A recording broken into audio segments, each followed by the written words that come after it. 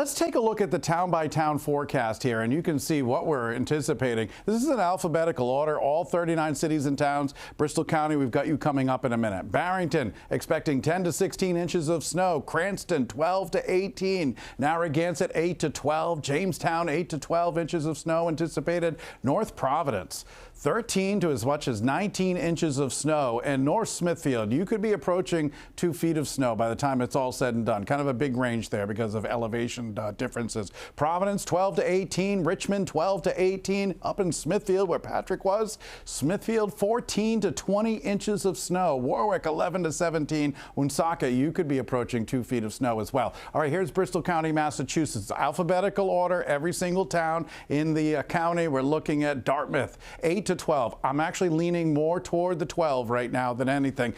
Freetown, 12 to 18 inches. Mansfield, 14, maybe up to 20. Somerset and Swansea, 11 to 16. New Bedford, 8 to as much as 15 inches of snow in the north end of town. And over in Westport, 8 to 12 inches. Here's the map, the accumulation map, more traditional way of looking at things. Generally 12 to 18 inches of snow across all of the region, but there could be a little bit less down near the south coast, and that really has to do with the timing of the sleet that'll be moving in this evening. There's the potential for more than 18 inches. I'm looking at some data that continues to come in, possibly more than 20 inches of snow in northern Rhode Island and up into central Mass and out toward Boston. This is really a good way of kind of getting an idea of how the snow is going to pile up through the day. Snowfall rates of 1 to 3 inches an hour are expected during the afternoon and evening. In Westerly by 1 p.m., probably already looking at a couple inches, but look between 1 and 4 p.m. We're already up to 7.